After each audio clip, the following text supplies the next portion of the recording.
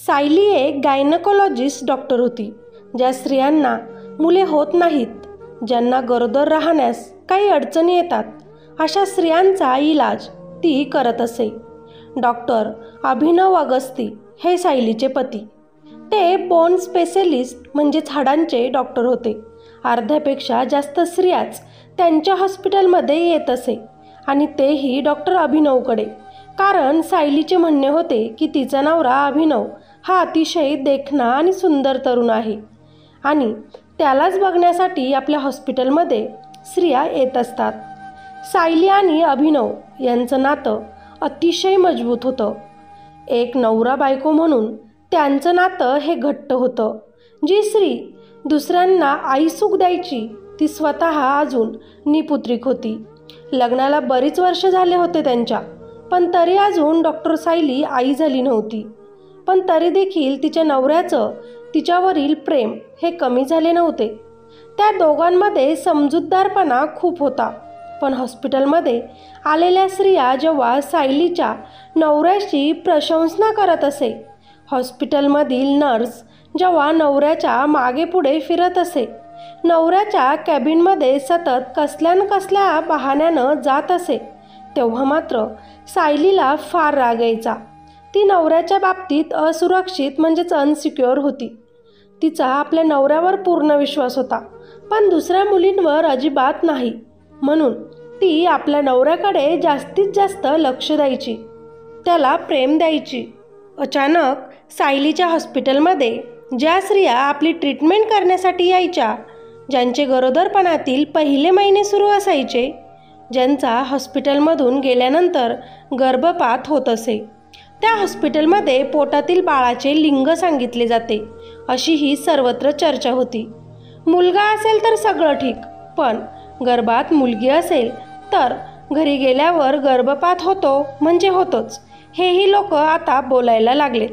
आणि यामुळे सायलीच्या करिअरमध्ये अडचणी येऊ लागल्या. आपल्यासोबत हे काय होतंय तिला समजत नव्हतं. ती खूप चांगली डॉक्टर होती, उपचार पण ती चांगले द्यायची, पण ती एक आई नव्हती आणि म्हणूनच ती हॉस्पिटलमध्ये आलेल्या त्या गरोदर स्त्रीसोबत असे करते असा सगळ्यांचा समज होता. म्हणून आता सायलीकडे पेशंट येणंसुद्धा हळूहळू कमी होत होते. पण जी स्त्री आई होऊ शकत नव्हती, ती स्त्री नाईलाजाने डॉक्टर सायलीकडे येऊन उपचार घेत आणि तिला त्यात फरक पडत. सायलीसोबत काहीतरी चुकीचं होत आहे हे तिच्या नवऱ्याच्या लक्षात आलं, पण काय ते तो आता शोधू लागला. सायली आणि अभिनव दोघं पण सत्याच्या खोलपर्यंत जाऊन विचार करत होते, त्या गोष्टींचा शोध घेत होते, पण या गोष्टींचे रहस्य त्यांच्यासमोर येत नव्हते. अभिनव आपल्या बायकोला बऱ्यापैकी समजवून सांगायचा, काळजी करू नकोस, सगळं ठीक होईल असं बोलायचा, पण लोकांचे तसे वाईट बोलणे सायलीचे हृदय कापायचे. ती वांज आहे म्हणून ती दुसऱ्यांना आईपणाचे सुख उपभोगू देत नाही, हे वाक्य तिला त्रास द्यायचे. खरंच आपल्या हॉस्पिटलमध्ये लिंग बघितलं जाते का? खरंच लोक जे बोलताय ते खरं आहे का? याचा शोध तर सायलीचा नवरा पण आता घेत होता. हे सगळं आता घडतच आहे, पण याआधी 6 महिने अगोदरची कहाणी बघू, म्हणजे तुम्हाला कळेल की हे असं हॉस्पिटलमध्ये का घडत होतं आणि कोण करत होतं ते. जे ऐकून आणि बघून माझ्यासारखीच तुमच्याही पायाखालची जमीन सरकेन. सायलीची नुकतीच 12वी झाली होती. तेव्हाच तिचे बाबा खूपच आजारी होते आणि त्यांची शेवटची इच्छा होती की आपल्या डोळ्यांसमोर आपल्या मुलीचे लग्न व्हावे. आणि त्याचवेळी अभिनव डॉक्टरकीचे शिक्षण घेत होता. अभिनवची आई ही सायलीच्या आईची चांगली मैत्रीण होती, म्हणून तिनं लगेच आपल्याच मुलासोबत सायलीचे लग्न ठरवले. थाटामाटात लग्न झाले आणि काहीच दिवसात तिचे बाबा हे जग सोडून गेले. पण जाताना आपल्या मुलीचा हात अभिनवच्या हातात सोपवून गेले. म्हणून अभिनवने आपल्या बायकोचे शिक्षण तसेच पुढे चालू ठेवले, कारण ती खूपच हुशार होती आणि तिला एक स्त्रीरोग तज्ज्ञ डॉक्टर बनवले. अभिनवच्या घरात त्याचे बाबा डॉक्टर होते, म्हणून अभिनवला त्यांचं बनवलेलं मोठं हॉस्पिटल मिळालं होतं आणि त्याच्या घरच्यांनी पण तिला डॉक्टर बनवायला मोठा सपोर्ट केला होता. आता असेच काही वर्ष त्यांची गेली. सायली एक नामवंत डॉक्टर बनली, पण लग्नाला बरीच वर्ष झाली, म्हणून आता घरात फॅमिली वाढावी म्हणून सासूने तिच्याजवळ आपली इच्छा व्यक्त केली. पण खरं तर गेले कित्येक वर्ष अभिनव आणि सायली बाळासाठी प्रयत्न करत होते, पण त्यांना यश आले नव्हते. पण ही गोष्ट ते घरात सांगूही शकत नव्हते. तो तिला नेहमीच म्हणायचा, हे बघ सायली, देवाने जेव्हा ठरवलं तेव्हा आपल्याला देव बाळ देणार. नशिबाच्या पुढे आपल्याला जाता येणार नाही. पण सायलीला भीती वाटत होती, तीही तिच्या सासू सासऱ्यांची, की जर मला मूल झाले नाही तर माझ्या नवऱ्याचं हे लोक दुसरे तर लग्न लावून देणार नाही ना. आणि म्हणूनच आज तिने ही गोष्ट आपल्या नवऱ्याला बोलून पण दाखवली. तो तिच्या त्या बोलण्यावर हसला आणि म्हणाला, हे बघ सायली, तू माझी बायको आहे. आपण दोघंही डॉक्टर आहोत. मी शिकलेलो जरी नसतो ना, तरी तुला सोडायचा विचार मी कधीच केला नसता. देव मला मूल देऊ किंवा न देऊ, मी मुलांसाठी तुला सोडून दुसऱ्या लग्नाचा विचार कधीच करू शकत नाही. त्याचे बोलणे ऐकून तिच्या मनात आज आपल्या नवऱ्याबद्दल अजून आदर वाढला आणि तिनं त्याला मिठी मारली. वाईट तर त्यालाही वाटत होते, कारण प्रत्येकाची इच्छा असते आपण बाप होण्याची, पण त्यासाठी आपल्या जीवनसाथी झोपत आपण दगा तर करू शकत नाही. म्हणूनच त्यानं ठरवलं आणि तो सायलीला म्हणाला, हे बघ सायली, आपण देवावर विश्वास तर ठेवतोच आहे. आपल्या देवावर श्रद्धा पण तशीच आहे. म्हणून बाकी सगळं काही आता पुढे देवावर सोडू आणि एक मूल अनाथ आश्रमातून दत्तकसुद्धा घेऊन टाकू. त्यालाच आपल्या मुलाप्रमाणे वाढवू. तिला त्याचं बोलणं ऐकून तर फारच आनंद झाला आणि त्याच क्षणी चेहऱ्यावर परत तिच्या प्रश्नचिन्हही उमटला, की आपले घरचे आपण जे करतोय त्यासाठी तयार होतील का. तेव्हा तिचा नवरा तिला बोलतो, आपण काही चूक थोडीच करत आहोत.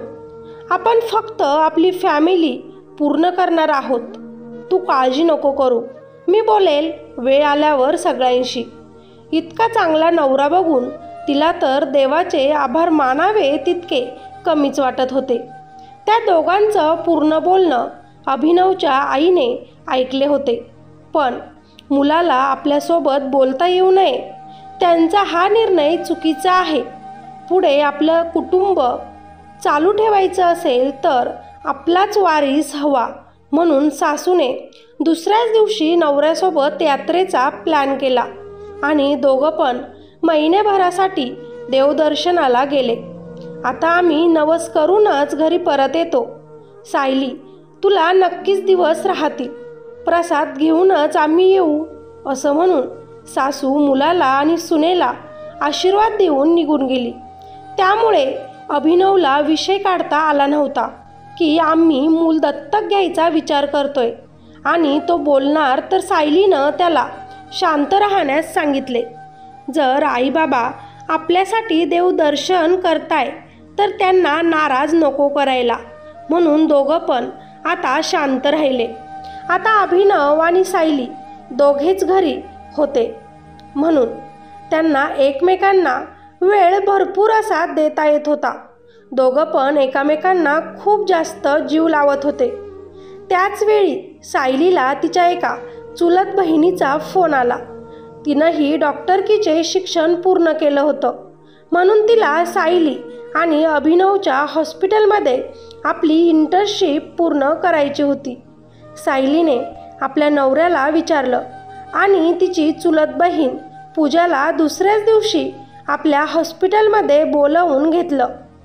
पूजा आली. ती अभिनवला आणि सायलीला हॉस्पिटलमध्ये भेटली आणि 6 महिन्यांची इंटर्नशिप तिनं करायचं तिथे ठरवलं. तिने हॉस्पिटल जवळच एक रूम घेतला आणि तिथूनच हॉस्पिटलमध्ये येऊ लागली. ती जशी दिसत होती तशी अजिबातही नव्हती. पण सायली मनाने फार चांगली म्हणून सायलीने परत एकदा आपल्या नवऱ्याला पूजाला आपल्या घरातच ठेवू का म्हणून विचारलं. ते घर तुझं पण आहे, तुला जे करायचं ते ठरव बोलून अभिनव मोकळा झाला. आता सायलीनं पूजाला तू 6 महिन्यांसाठी आमच्या घरातच थांब असे सांगितले. पूजा आता आपलं सामान घेऊन सायलीच्या घरी आली आणि इंटर्नशिपचं काम सायलीच्या हाताखाली करू लागली. सायली स्वभावाने खूप निर्मळ होती, त्यामुळं दुसऱ्यांबद्दल वाईट कधीच तिच्या मनात येत नसे. पण पूजा तिच्या अगदी उलट होती. तिला जे आवडलं ते तिला पाहिजेच असं तिचं होतं. सायलीचं आणि अभिनवचं जेव्हा लग्न झालं तेव्हापासूनच पूजाला अभिनव आवडत होता आणि तेव्हापासून त्याला आपलंसं करण्याचा तिचा इरादा होता. आणि ती अभिनवसाठीच डॉक्टरही बनली होती आणि आज त्यांच्याच हॉस्पिटलमध्ये इंटर्नशिप करू लागली होती. आता पूजा सायलीच्या गैरहजेरीमध्ये अभिनवच्या खूपच पुढे पुढे करत असे. त्याच्यासोबत सारखं बोलण्याचा प्रयत्न करत असे. खरं तर अभिनव कामांमध्ये इतका व्यस्त असायचा की त्याच्या डोक्यात कधीच वाईट साईड गोष्टी येत नव्हत्या. त्यानं कधीच पूजाकडे तसल्या नजरेनं बघितलंही नव्हतं. पण पूजा एकही चान्स सोडत नसे त्याच्याजवळ जाण्याचा. एक दिवस सायली हॉस्पिटलमध्ये एक डिलिव्हरी करण्यात व्यस्त होती. अभिनवचे काम संपले आणि तो घरी गेला होता. अचानकच सायलीचा ड्रेस घातलेली मुलगी किचनमध्ये त्याला दिसली. पाठमोरी ती सायलीच्या त्या ड्रेसमध्ये खूपच सुंदर दिसत होती. अभिनवला ती आपली पत्नी असल्याचं वाटलं. ती सायली समजून त्यानं तिला मागूनच मिठी मारली. पण चेहरा बघताच त्यानं तिला दूर ढकललं. सॉरी पूजा, मला वाटलं सायली आहे, तो हळूच म्हणाला. खरं तर पूजाचा प्रत्येक प्लॅन हा फेल जात होता. सायलीच्या वस्तू वापरून सायलीच्याच घरातच पूजा तिच्या नवऱ्याला तिच्यापासून दूर करण्याचा प्रयत्न करत होती. पण अभिनव खूपच चांगला पुरुष होता. आपल्या बायकोवर जीवपाड प्रेम करत होता. पूजाचे वाईट इरादे त्याच्या चांगलेच लक्षात आले, पण तो डायरेक्ट पूजाला तसं बोलूही शकत नव्हता, कारण ती आपल्या बायकोची बहीण होती म्हणून. आणि सायलीला तिच्याबद्दल तो काही सांगूही शकत नव्हता, कारण सायली अगोदरच त्याच्याबद्दल खूपच इन्सिक्युअर असायची. तिच्या मनात नेहमीच भीती वाटायची त्याला गमावण्याची. 2-3 दिवस आता असेच गेले. आपली बहीण घरात काय करत आहे हे अजून पण सायलीच्या लक्षात आले नव्हते. एक दिवस परत सायलीला उशीर होणार होता म्हणून सायलीने अभिनवला आणि पूजाला घरी काढून दिले. याही गोष्टीचा फायदा पूजाने घेतला आणि घरी आल्यानंतर तिनं अभिनवला जवळ करण्याचा प्रयत्न केला. छोटे छोटे कपडे घालून त्याला आपल्याकडे आकर्षित करण्याचा प्रयत्न केला. पण यावेळी त्यानं तिला साफ नकार दिला आणि तिला बोलला, मी माझ्या बायकोवर खूप प्रेम करतो. तिला सोडून मी दुसऱ्या कोणत्याच स्त्रीचा विचारसुद्धा करू शकत नाही. ही गोष्ट जर तुझ्या बहिणीला, माझ्या बायकोला समजली तर तिला खूप त्रास होईल. त्यामुळे तुझी इंटर्नशिप संपल्याबरोबर तू आता इथून चालली जा. तेव्हा पूजा त्याला लगेचच समजावते, डॉक्टर अभिनव, ही गोष्ट तुमच्यात आणि माझ्यातच राहील. तुम्ही पण माझ्यावर असंच प्रेम करा. तुमच्या बायकोत आणि तुमच्यात माझ्यामुळे काहीही होणार नाही. मी तुमच्यावर खूप प्रेम करते, अगदी तुमचं लग्न झालं तेव्हापासून, आणि तुमच्यासाठीच मी डॉक्टर बनले. आपलं रिलेशन आपण आजपासून असंच कंटिन्यू करू, जे की कुणालाच समजणार नाही. तिच्या बोलण्यावर त्यानं तिला परत ठामपणे सांगितलं, तू कितीही मला बोललीस, मला तुझं बनवण्याचा तू प्रयत्न केलास, तरीही माझा नकारच असेल. त्यामुळे लवकरात लवकर तुझं काम पूर्ण कर आणि इथून चालली जा. आता मात्र अभिनव पूजापासून दूर दूर राहत होता. आपल्या बायकोला त्याला सांगायचं तर होतं, पण तो तिला सांगूही शकत नव्हता. अशा प्रकारे 1 महिना गेला. अभिनवचे आई वडील आता यात्रेवरून घरी परत आले. पूजाला बघून अभिनवच्या आईच्या मनात परत एक भावना निर्माण झाली. जर पूजाला आपल्या मुलाची बायको बनवलं तर घरात पाळणा हा लवकरच खेळेल, म्हणून पूजाच्या बाजूने आता त्याची आईही होती. पण आपला मुलगा त्याच्या बायकोवर किती प्रेम करतो हे त्यांच्याही नजरेतून सुटलं नव्हतं. म्हणून आईने पूजाला त्याची आवड निवड सगळं काही सांगायला सुरू केलं. अशा प्रकारे 6 महिने उलटले गेले. पूजाला घर सोडून जाण्याची आता वेळ आली होती. आता काय केलं की मी घरातच राहील हा विचार पूजा करू लागली. अभिनवची आई पूजाला आपल्या मुलाची बायको बनवून ठेवू इच्छित होती, कारण पूजा आपल्याला वारीस देईल असे त्यांनाही वाटत होते. म्हणून दोघींनी बराच विचार केला की पूजा घरात कशी राहू शकते. सासूने तर हार मानली. अभिनव तर पूजाने इंटर्नशिप पूर्ण केली त्याच दिवशी त्याचं लेटर घेऊन आला आणि पूजाच्या हातात देतच तिला म्हणाला, डॉक्टर पूजा, तुम्ही आता खऱ्या अर्थाने डॉक्टर झाला आहात. दुसऱ्यांच्या घरात डोकवून बघण्यापेक्षा जे वचन डॉक्टर बनताना स्वतःला दिलं ते आता पूर्ण करा. लोकांचा जीव वाचवा.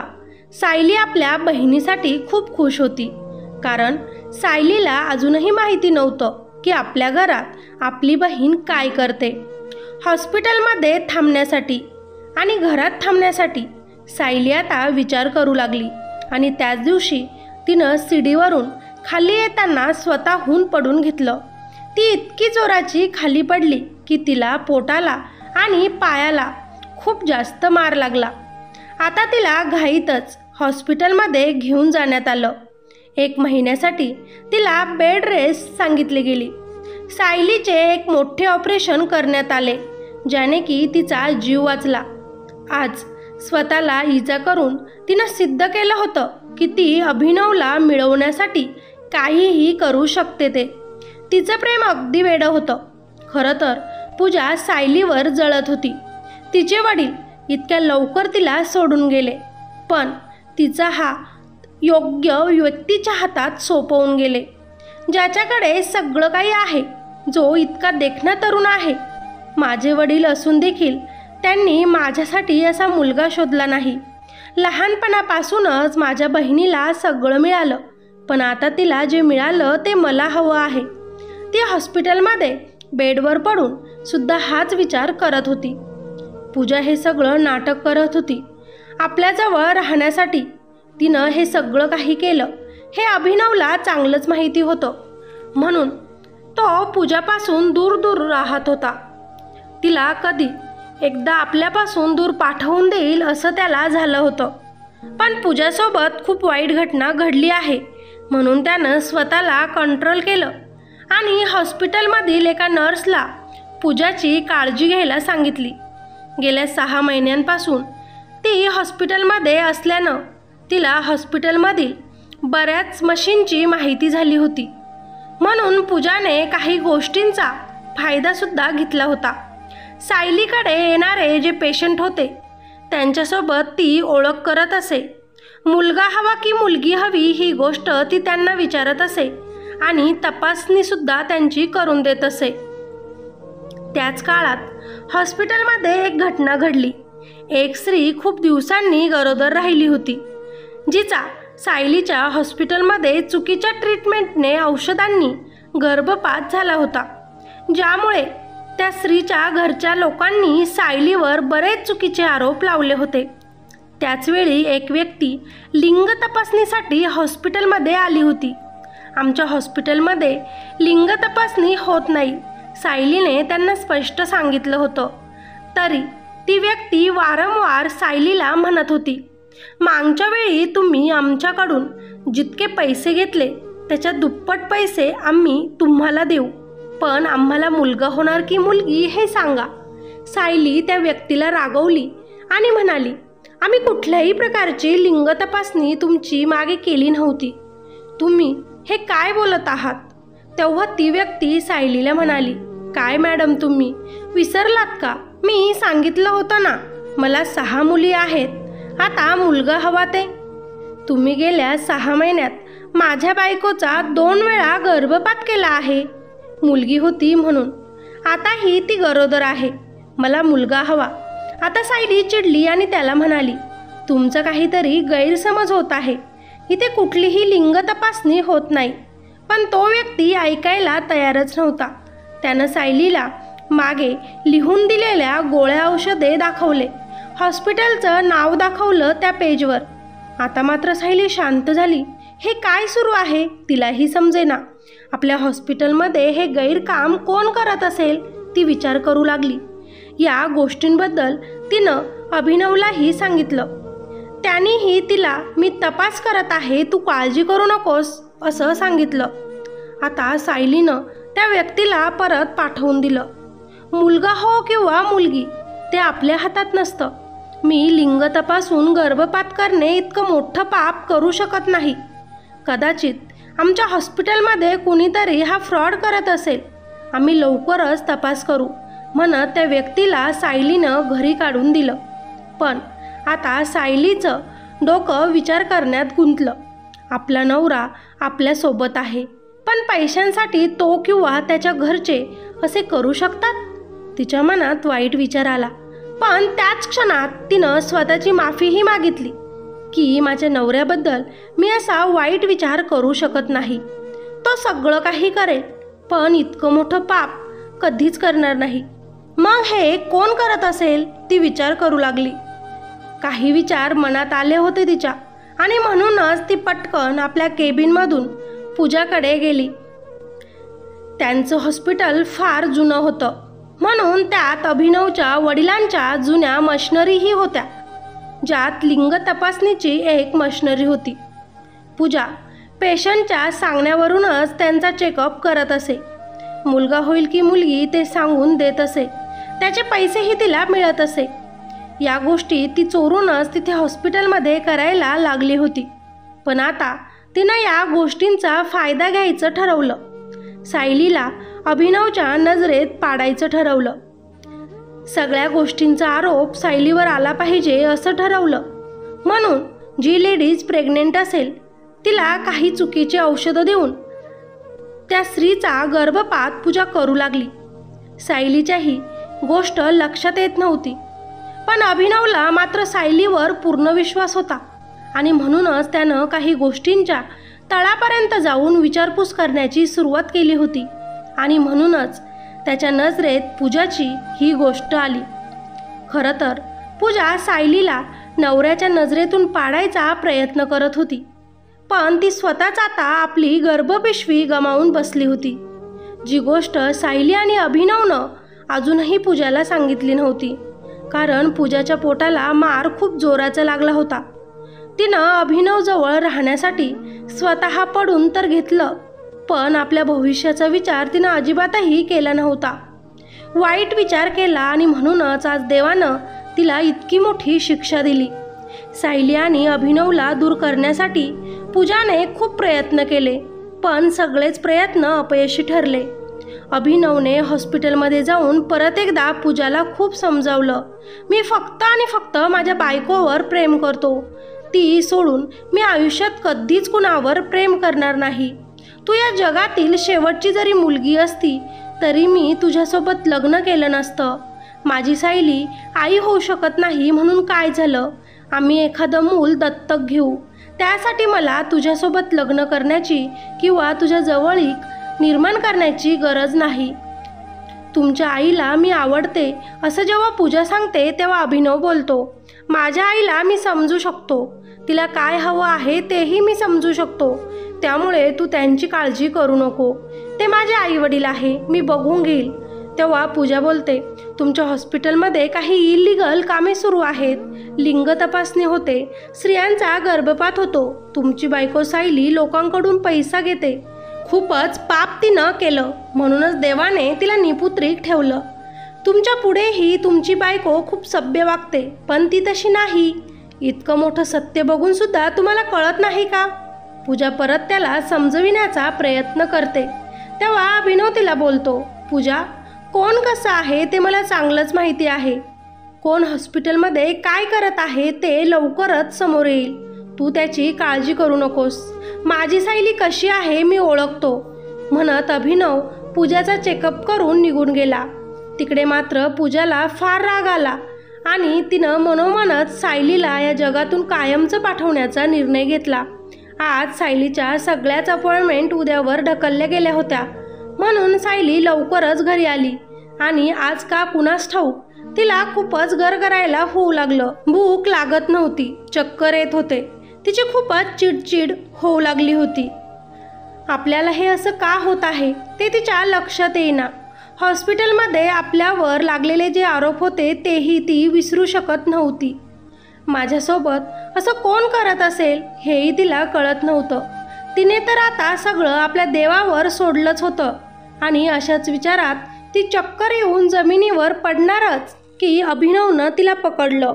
अभिनवने लगेचच तिचा चेकअप केला आणि त्याचा आनंद हा गगनात मावेनासा झाला. कारण लग्नाच्या 11 वर्षानंतर त्याची बायको सायली ही आई बनणार होती. घरात आता पाळणा खेळणार होता. सासू सासऱ्यांनाही ही बातमी ऐकून आनंद झाला. आपली यात्रा सफल झाली. सायली तर रडूच लागली. तेव्हा अभिनव तिला बोलला, मी बोललो होतो ना की देव वेळ आल्यावर आपल्याला आपलं फळ नक्की देईन. बघ, आज आशीर्वादाच्या रूपात आपलं बाळ आपल्याला मिळेल. डिस्चार्ज घेऊन आलेली पूजा हे सगळं आपल्या डोळ्यांनी बघत होती आणि ऐकत होती. त्या दोघांना असे जवळ बघून ती मनोमन जळत होती आणि म्हणूनच तिने आज सायलीला या जगातून कायमचं दूर करण्याचा विचार केला. घरात कोणीच नाही बघून तिनं सायलीला आपल्या रूममध्ये बोलवलं. सायली आपली बहीण पूजावर खूप प्रेम करत होती. जरी चुलत बहीण होती तरी तिच्या चांगल्यासाठी ती देवाकडे प्रार्थना करायची. आजपर्यंत सायलीला पूजाबद्दल काहीच अभिनवनं सांगितलं नव्हतं, कारण अभिनवला माहिती होतं की पूजाबद्दल सत्य ऐकून सगळ्यात जास्त दुःख माझी बायको सायलीलाच होईल. पण आता त्याची ही सहन करण्याची क्षमता संपली होती. हॉस्पिटलमध्ये बरेच पुरावे जमा करून, काही आपल्या पेशंटचं बोलणं रेकॉर्ड करून, लिंग तपासणीबद्दल सगळी माहिती काढून त्यानं पूजाबद्दल पोलिसांकडे कंप्लेंट केली. खरं तर त्याला सायलीला हे सगळं सांगायचंच होतं की पूजाचं तुझ्या पाठीमागे हे सगळं तुझं नाव करून करत होती. पण अभिनवने सांगण्या अगोदरच पूजाने आज तिला सगळं काही सांगितलं. तुझा नवरा तुझ्यावर इतकं प्रेम करतो की त्याच्यासमोर मी इतकी सुंदर मुलगी असतानाही तो फक्त आणि फक्त बायकोचंच गुणगान गातो. त्याला मात्र फक्त बायकोच हवी आहे. मी गेल्या 11 वर्षांपासून तुझ्या नवऱ्यावर प्रेम करते. मी त्याच्यासाठीच डॉक्टरकीचं शिक्षण घेतलं, पण त्यानं काय केलं? माझं प्रेम नाकारलं. तुझ्या नवऱ्याच्या मनात मला तुझ्याबद्दल राग द्वेष निर्माण करायचा होता, पण मी ते करू शकले नाही, कारण त्याचा तुझ्यावर डोळे झाकून पूर्ण विश्वास आहे. अगं सायली, मी तुझ्या पाठीमागे स्त्रियांचा गर्भपात केला, त्यांची लिंग तपासणी केली. मुलगा असला की होणार, पण मुलगी असली की त्या स्त्रियांचा गर्भपात ठरलेला. तुझ्या नजरेआड मी गोळ्या औषधे वाटून हे सगळं केलं, कारण याचा सगळा आरोप तुझ्यावरच आला पाहिजे. पण अगदी उलटं घडलं. त्या गोष्टी घडूनसुद्धा तुझा नवरा तुझ्यावर विश्वास ठेवतो आणि म्हणूनच आता तुला जगण्याचा हक्क नाही. कारण ज्यामुळे मी या घरात येऊ शकत होते ते कारणसुद्धा देवानं आता तुला दिलं. तू आई बनणार आहेस, म्हणून आता मला तुला देवाकडे पाठवावं लागेल. सायलीला काय करावं तेच कळेना. ती तर खूप दुःखी झाली आणि रडू लागली. तिने पूजाच्या एक गालात मारली. तू इतकी जास्त खाली विचार करू शकतेस हा मी विचारही केला नव्हता. मी तुझी बहीण आहे, कोणी दुश्मन नाही. माझा नवरा तुझा दाजी लागतो. तू आमच्या दोघांमध्ये प्रॉब्लेम क्रिएट करण्याचा प्रयत्न केलास, पण बघ ना, यामुळे माझ्या नवऱ्याचा अजूनच माझ्यामध्ये जीव अटकला गेला. दूर जायचं सोडून तो माझ्या अगदी अजून जवळ आला. इतका जवळ आला की आज मी त्याच्यामुळेच आणि त्याच्या प्रेमामुळेच आई बनू शकते. 6 महिन्यांपासून तो तुझा त्रास सहन करत असेल तरी त्यानं मला दुःख होऊ नये म्हणून माझ्यापर्यंत तुझी एकही कंप्लेंट केली नाही, कारण त्याला माहिती होतं की माझी बहीण माझ्यासोबत हे सगळं करत आहे म्हटल्यावर माझ्याच बायकोला खूप त्रास होईल. सायली रडू लागली. तितक्यातच पूजाने सायलीला धक्का देण्याचा प्रयत्न केला आणि कॉटवर खाली पाडले. सायलीच्या तोंडावर उशी पकडून तिनं तिला मारण्याचा प्रयत्न सुरू केलाच की अभिनव पोलिसांना घेऊन लगेच तिथे आला. सायलीला त्यानं पूजापासून सोडवले आणि पूजाला दूर ढकलतच तो म्हणाला, तुझी हिंमत कशी झाली माझ्या बायकोला मारण्याची? अगं, तू तिला कुठेही पाठवलं असतं तरी मी तुझ्यासोबत कधीच एक झालो नसतो. आमच्याकडे सगळं काही आहे, फक्त आम्ही आई वडील बनू शकत नव्हतो. पण देवाने आज आमची इच्छा ही पूर्ण केली. पण तुझं काय? तू आमच्या हॉस्पिटलचं नाव खराब केलंस. लिंग तपासणीच्या नावाखाली लोकांकडून पैसा कमवला. स्त्रियांचा गर्भपात करून सगळा आरोप माझ्या बायकोवर लावलास. पण आज सगळ्या पुराव्यांसह मी तुझी कंप्लेंट पोलीस स्टेशनमध्ये केली आहे आणि आता तुला पोलीस घेऊन जायलाच आले आहे. पूजा घाबरली होती. मला माफ करा म्हणायला लागली होती. तोच सायली परत उठली आणि तिला बोलली, मी आई बनवू शकत नव्हते म्हणून तुम्ही लोकांनी माझा मजाक उडवला. खरं तर मी एक स्त्री रोग तज्ज्ञ आहे. मला माहिती आहे की कमी कधी स्त्रीमध्ये असते तर कधी पुरुषांमध्ये. या गोष्टींसाठी एकाचीच चुकी नसते. कधी कधी पाळणा हा 2 वर्षांनंतर हसतो तर कुणाचा 11 वर्षांनंतर. माझंही तेच झालं. माझाही पाळणा 11 वर्षांनंतर हल्ला. माझ्या देवाने माझं ऐकलं.